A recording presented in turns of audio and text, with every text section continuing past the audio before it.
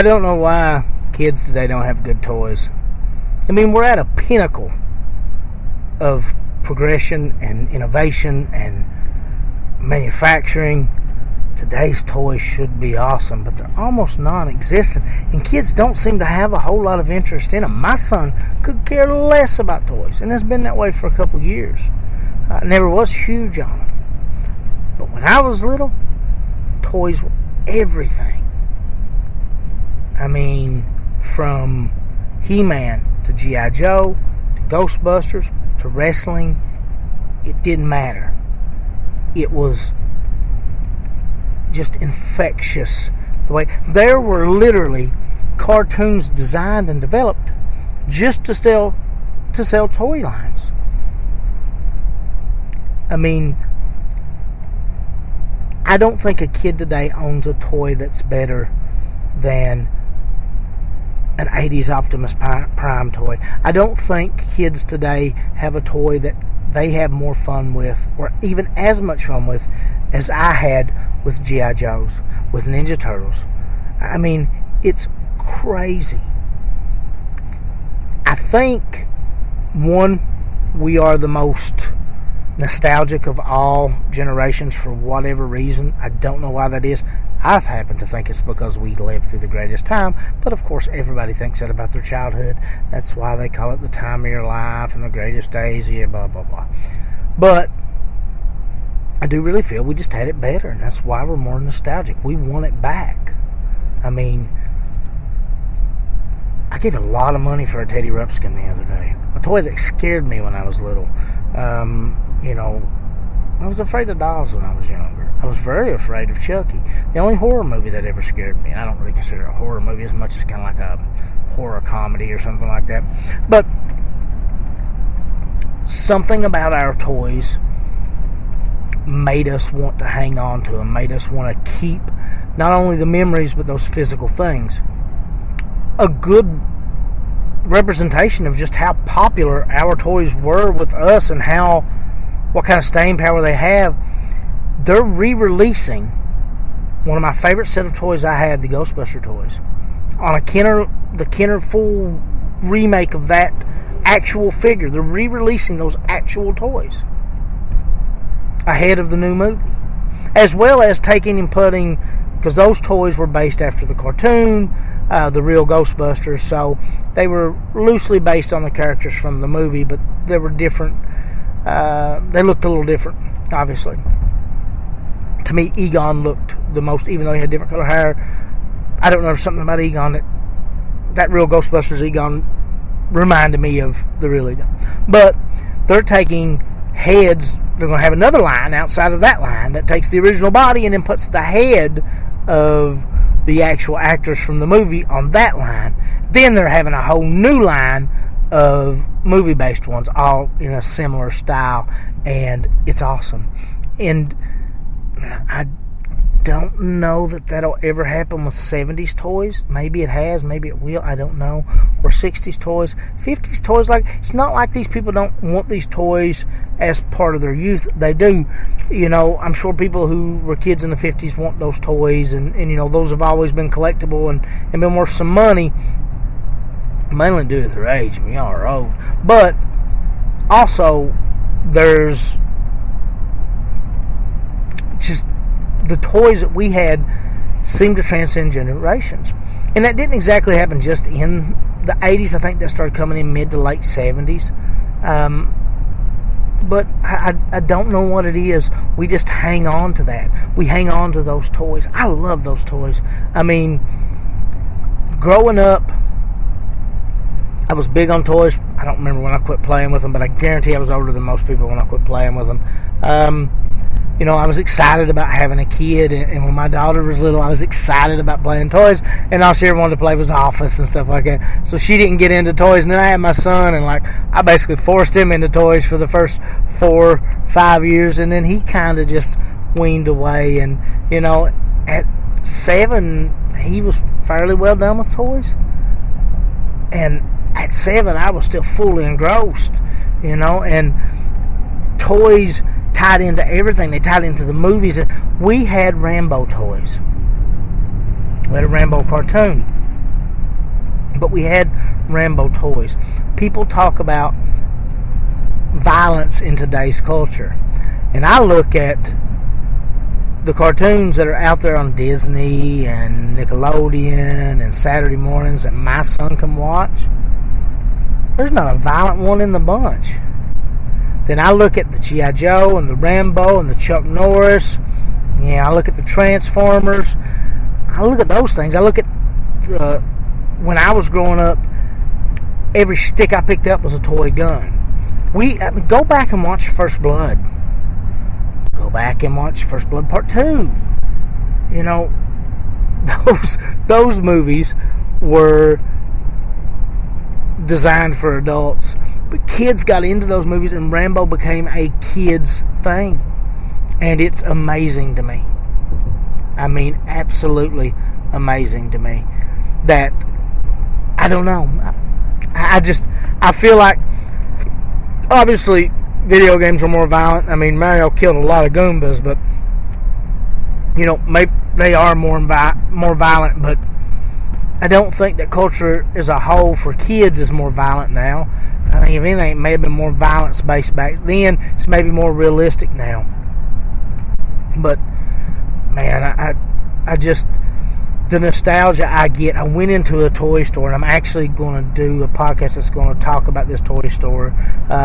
He had a lot of different stuff, not just toys, but it's called Spookables, and it's outside of Bluefield, West Virginia. They're on Facebook, they're on Instagram, I believe. Check them out. It's a great store. But just the feeling of these old toys, just to see a lot of them again and stuff. And the thing is, as cool as our toys were, I think our imaginations were good enough as kids that we didn't even have to have the toys. I think kids of that era had a better imagination as far as when they played and played pretend and things of that nature. And that just amplified the toy, and to actually have the toy, that imagination made the toy even that much better. And that's a lot of why we have this weird fascination with the toys and this love for the toys. It's an odd thing, but it's very much a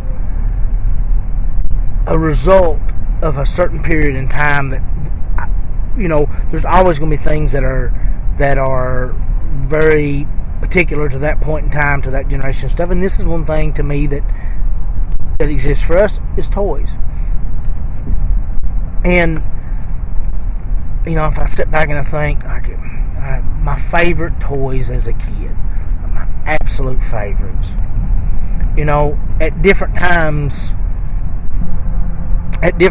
each one of these things were my favorite, depending on the time. G.I. Joes were probably, they got to be top two being my favorite toy. I loved the military and all of that. It just, and it's hard for me to, let's do three. It's hard for me to pick three, but I think if I had to do it, I'm going to go G.I. Joes, wrestling figures, and my wrestling belt. That would be the three, because I think that got the most longevity. But there was a point in time where Transformers was everything. There was a point in time where He-Man was everything. I got the old Ewok village off of a kid that was older than me that had outgrew it. There was a point in time when that Ewok was everything.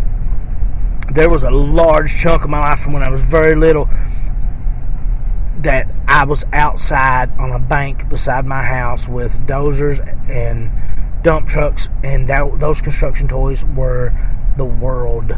Nothing else existed. That happened for a long time. Horses. We had horses growing up. I rode horses. I wanted to be a cowboy. There was a point in time when that was all. Especially my Ghostbuster toys, I was crazy about. So there were different toys over the years, but if I want to look at just the biggest impact, the things that I get most excited about kind of when I go out and see them, it's definitely old wrestling belts. Even wrestling buddies to a degree. The LJM figures, not much. But when they got into those, the harder, short guy, like the I don't know what the year time period was there, but that was the WWF wrestlers I really got into, and that's really kind of what swung me to WWF for a while, is that merchandising.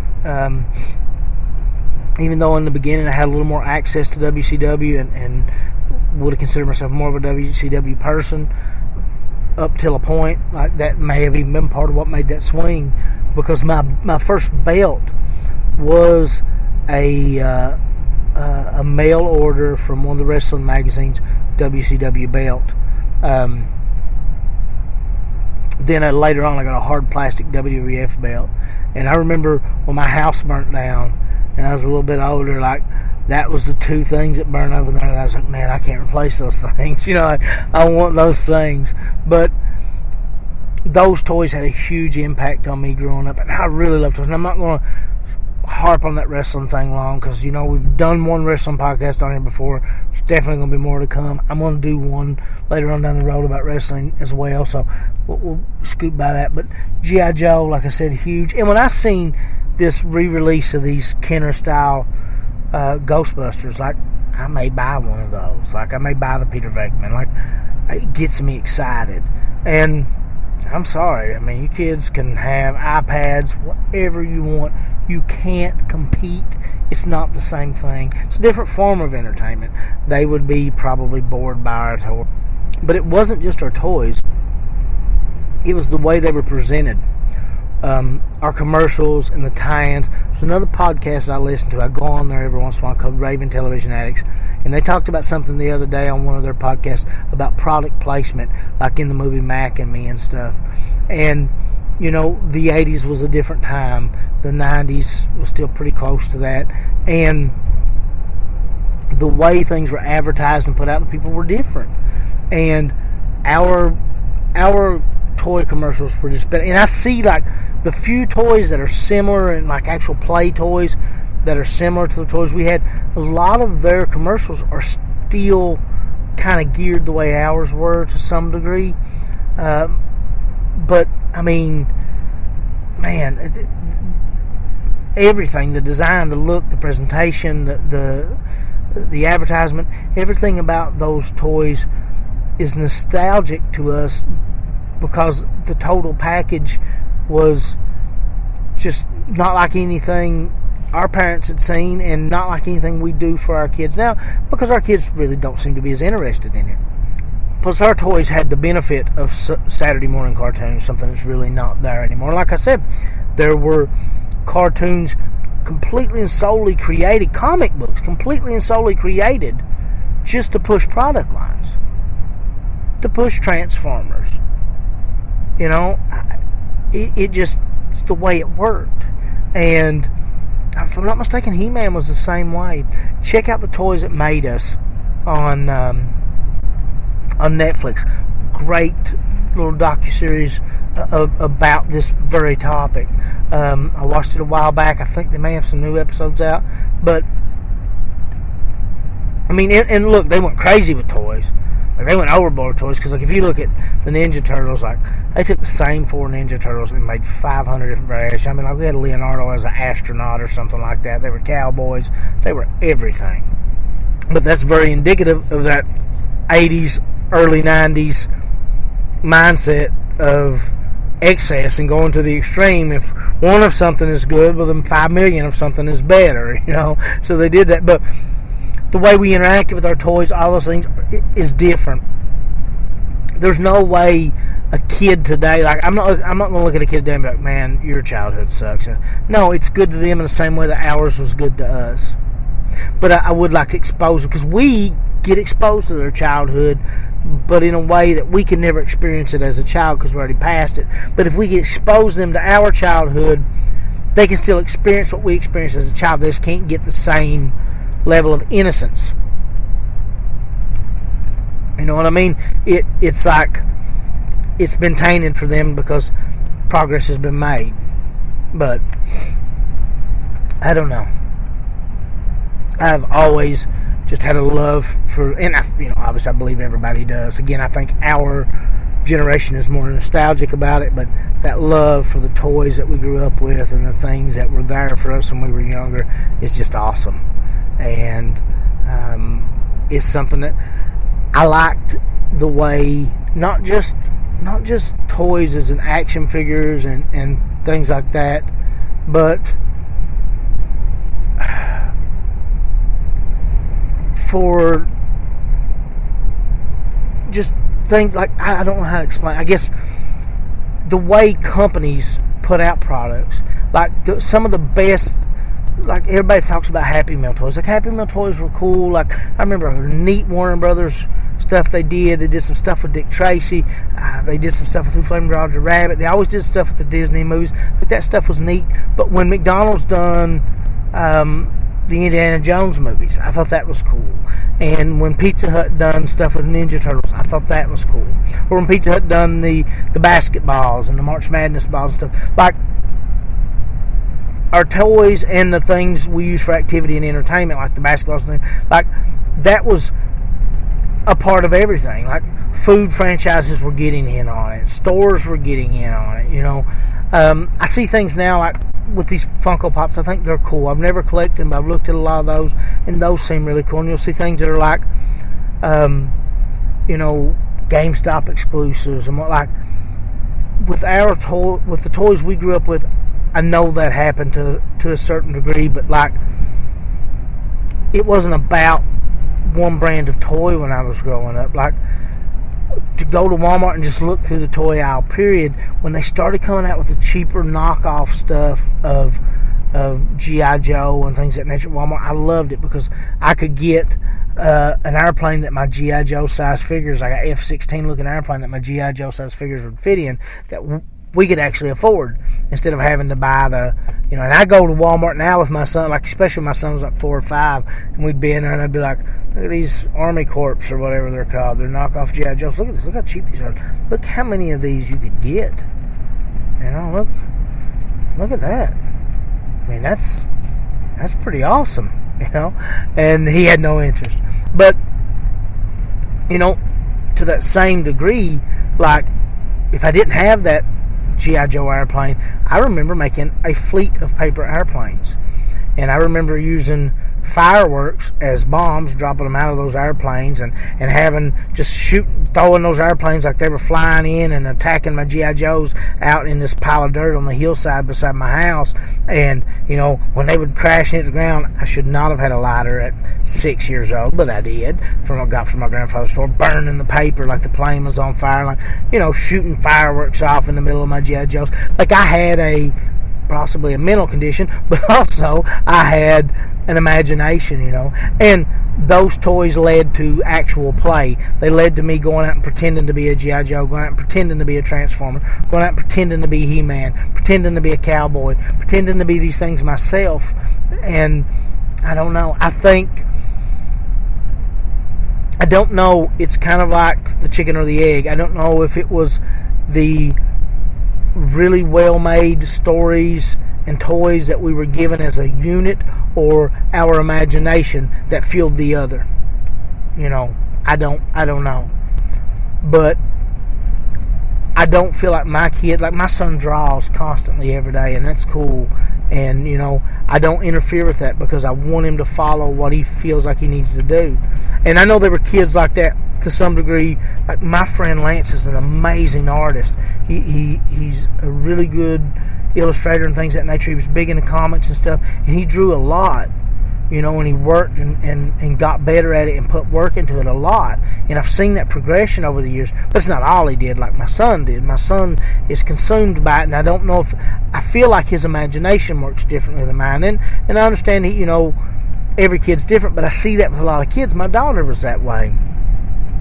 Like her imagination worked differently, and I don't know what that's a result. Like there's, you know, I'd say there was a good year or two that I wrestled at least 5 pretend wrestling matches, either by myself, with my cousin, with my friends, or with my wrestling buddies, or a pillow every day.